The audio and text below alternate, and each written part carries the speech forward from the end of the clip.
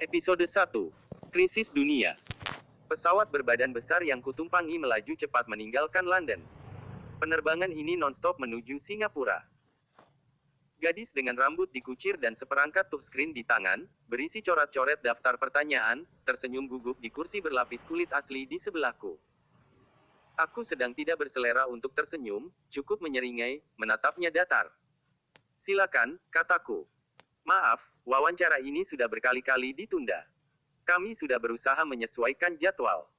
Tapi begitulah, tidak mudah mengejar kesibukan Anda. Dia sedikit percaya diri tampaknya. Senyumnya lebih baik. Aku mengangguk. Aku tahu, tidak perlu dijelaskan.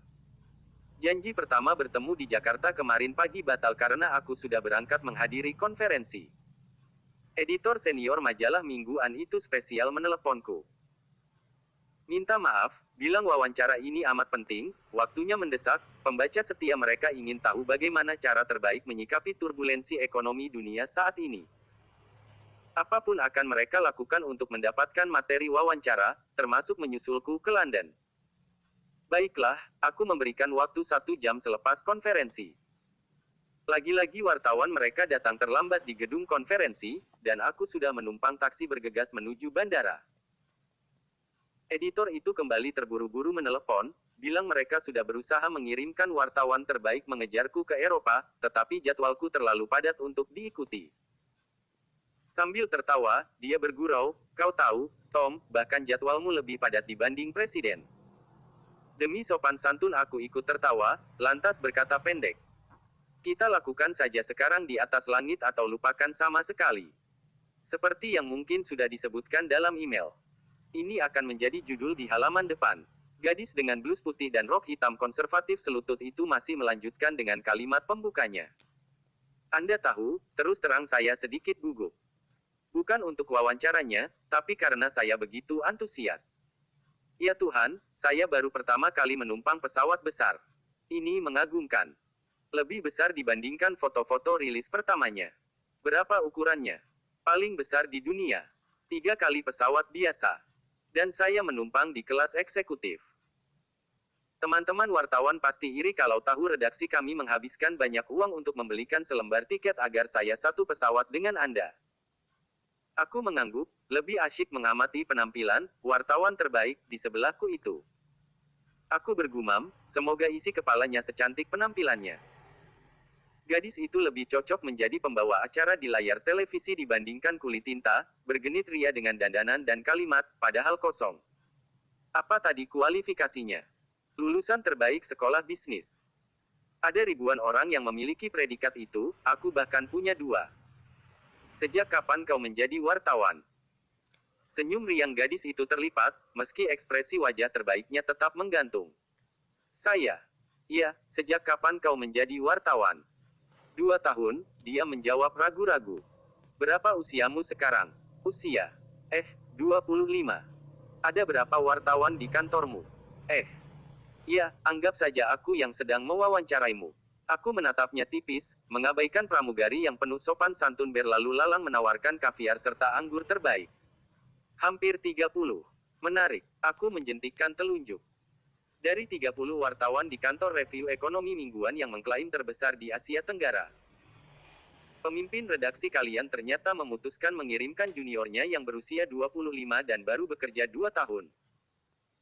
Melakukan wawancara yang katanya paling penting, topik paling aktual, yang judulnya akan diletakkan di halaman depan edisi Breaking News. Amat menarik, bukan? Wajah gadis itu memerah. Sepertinya aku berhasil menyinggung harga dirinya. Dia terdiam sejenak, meremas jemari, napasnya tersengal. Boleh jadi, kalau tidak sedang di pesawat, dia sudah bergegas meninggalkanku, melupakan wawancara sialan ini. Boleh jadi pula, kalau aku bukan narasumbernya, bukan siapa-siapa, aku pasti sudah dilemparnya dengan iPad atau sepatu. Dia sepertinya belum pernah dipermalukan seperti ini. Aku mengembangkan senyum, santai melambaikan tangan. Tentu saja aku bergurau. Kau pastilah yang terbaik. Lagi pula, aku hanya ingin membuktikan, apakah dugaanku saat bertemu di atas pesawat ini benar, ternyata kau memang jauh lebih cantik saat marah. Namamu Julia, bukan? Mari kita mulai wawancaranya. Aku tidak terlalu suka bicara di depan ratusan orang yang satu pun tidak kukenal. Berada di tengah pakar, akademisi, penerima hadiah Nobel Ekonomi, birokrat, atau apalah yang mentereng menyebut latar belakang masing-masing, mulai dari kartu nama hingga basa-basi moderator memperkenalkan, sebenarnya membuatku muak. Ruangan dipenuhi praktisi keuangan dunia, pialang, petinggi, sekuritas, direktur perusahaan raksasa, CFO, CEO, dan berbagai strata manajerial kunci. Mereka sejatinya adalah serigala berbalut jas, dasi mahal, sepatu mengilat tidak tersentuh debu, dan diantar dengan mobil mewah yang harganya ratusan kali gaji karyawan hierarki terendah mereka. Penuh semangat bicara tentang regulasi, tata kelola yang baik, tetapi mereka sendiri tidak mau diatur dan dikendalikan. Sepakat tentang penyelamatan dan bantuan global, tetapi mereka sibuk mengais keuntungan di tengah situasi kacau balau. Hanya satu alasan kenapa aku menghadiri konferensi ini, meluangkan 1 jam menjadi pembicara. Bayarannya mahal. Alasan paling masuk akal bagi seluruh umat manusia. Si om teroris ini maaf. Saya bosan menyebutnya dengan krisis ekonomi global. Supreme Mortgage, atau apalah nama binatang itu, terlalu panjang dan mual mendengarnya setiap hari ada di televisi, koran, radio, internet, bahkan sopir taksi tidak ketinggalan. Saya akan menyebutnya dengan om teroris saja. Ada yang keberatan. Aku memulai sesi pagi dengan santai, bertopang dagu. Peserta konferensi antar bangsa tertawa. Ya, saya tahu di pojok sana keberatan. Aku pura-pura memasang wajah serius. Tetapi di dunia dengan sistem ekonomi saling bertaut, tidak ada batas pasar modal dan pasar uang, krisis seperti ini lebih menakutkan dibanding teror dari ekstrim kanan atau ekstrim kiri. Kita tidak pernah melihat indeks saham terjun bebas seperti hari ini ketika dulu menara WTC dihancurkan, bukan? Bahkan indeks tidak berkedut ketika kapal selam nuklir Soviet memasuki perairan Amerika di era Perang Dingin. Hari ini, semua orang panik. Satu persatu seperti anak kecil menunggu jatah permen. Perusahaan raksasa mendaftar perlindungan kebangkrutan, dan harga surat berharga menjadi sampah, tidak lebih dari harga selembar kertas folio kosong. Aku ekspresif menjentik selembar kertas, membiarkannya jatuh dari atas meja. Orang-orang kehilangan dana pensiun, jaminan kesehatan, tabungan puluhan tahun, dan rencana pendidikan. Kita amat tahu, untuk orang-orang seperti kita, inilah teror sebenarnya. Rasa cemas atas masa depan. Detak jantung mengeras setiap kali melihat tukikan grafik harga. Potensi kehilangan kekayaan. Tidak bisa tidur. Bahkan 1-2 eksekutif puncak memilih bunuh diri. Peserta konferensi antar bangsa Taksim mendengarkan. Aku diam sebentar, meraih gelas air mineral, senang memperhatikan wajah-wajah menunggu mereka.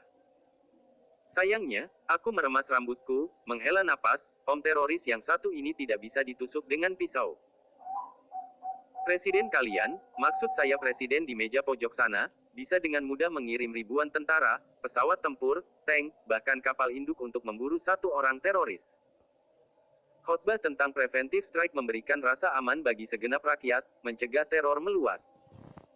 Sial, om teroris yang satu ini bahkan tidak bisa dipegang batang lehernya.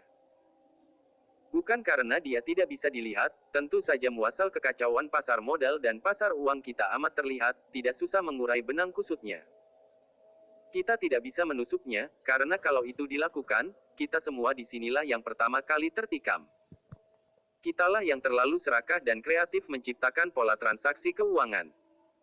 Membiarkan bahkan membuat nilai aset menggelembung tidak terkendali, mengabaikan risiko sebesar gunung Everest di depan hidung.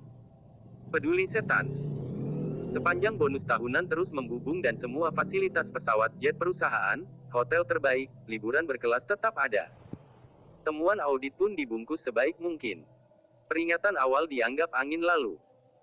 Mulailah kita terbiasa mematut informasi, memabrikkan kemasan, melupakan bahwa itu semua ada batasnya. Ketika nilai surat berharga semakin lama semakin menggelembung, harga selembar kertas bisa setara berkilo-kilo emas, padahal sejatinya dia tetap selembar kertas. Boom! Aku mengetuk mikrofon dengan jari membuat hadirin sedikit tersentak kaget. Semua meledak, ekonomi dunia remuk, krisis ekonomi global pecah, dalam sekejap menjalar kemana-mana. Bursa New York tumbang, memangkas kapitalisasi dunia miliaran dolar, disusul London, Frankfurt, Amsterdam, Paris. Dan hanya butuh sedetik berita mengerikan itu tiba di Bangkok, Singapura, Jakarta, Dubai, Sao Paulo, Sydney, bahkan Johannesburg. Semua orang panik, kontrak future harga minyak dan komoditas turun, perdagangan dunia terkulai, perekonomian melambat, banyak negara menyatakan resesi. Bahkan ada yang bergegas menyatakan bangkrut, meminta pertolongan. Hari ini kita sibuk berdiskusi sana-sini, menganalisis. Berandai-andai. Andai itu tidak dilakukan, andai ada regulasi yang mengatur, tetapi lebih banyak yang berandai-andai. Andai lebih dulu menjual lantas memasang transaksi short selling, andai uang tunai di tangan siap sedia, andai dalam posisi transaksi sebaliknya. Itu akan jadi berkah tidak terkira, berpesta pora di tengah kerugian massal. "Uwan, maaf saya menyela." Seorang peserta konferensi berkata tidak sabaran, dengan bahasa Inggris sengau khas Asia Timur, membuat seisi ruangan menoleh padanya. Sesi tanya jawab tersedia di 15 menit terakhir. Bergegas moderator. Salah seorang profesor sekolah bisnis ternama. Mengingatkan, tidak mengapa. Silakan, aku tidak keberatan. Mengangguk. Moderator itu menatapku. Terima kasih. Peserta itu berdeham, dasinya miring, rambutnya tidak rapi, pasti sedang pusing dengan banyak hal. Saya pikir, kami tidak akan menghabiskan waktu untuk mendengar lagi cerita seperti sesi akademis dan birokrat sehari penuh sebelumnya. Jauh-jauh kami datang hanya untuk mendengar teori-teori. Kami lelah. Kami butuh keputusan cepat dan tepat. Uwan, Anda dipuji banyak media sebagai salah satu penasihat keuangan terbaik. Begini sajalah. Sejak krisis ini terjadi. Frankly speaking, perusahaan kami sudah limbung kiri kanan, melaporkan kerugian yang menghabiskan saldo laba 20 tahun, posisi kas negatif, dan klaim pembayaran nasabah hanya menunggu waktu. Apa yang harus kami lakukan? Atau tepatnya, apa yang eksekutif puncak perusahaan bernasib sama seperti kami harus lakukan? Menunggu vonis kematian. Gumaman setuju terdengar dari banyak meja. Aku tertawa kecil, menyikut moderator di sebelah. Nah, akhirnya bisa dimengerti kenapa aku dibayar mahal sekali untuk menjadi pembicara dalam konferensi ini. Kalian ternyata meminta nasihat keuangan secara gratis. John, jangan lupa kau bantu kirimkan tagihan ke seluruh peserta. Peserta konferensi antar bangsa tertawa. Aku mengusap wajah, menunggu ruangan kembali hening, lantas berkata perlahan, kunci solusinya hanya 3 kata.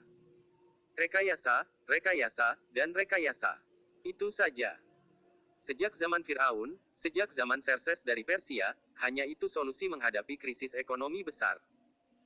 Termasuk bagaimana menyelamatkan uang kalian yang telanjur terbenam di perusahaan terancam bangkrut.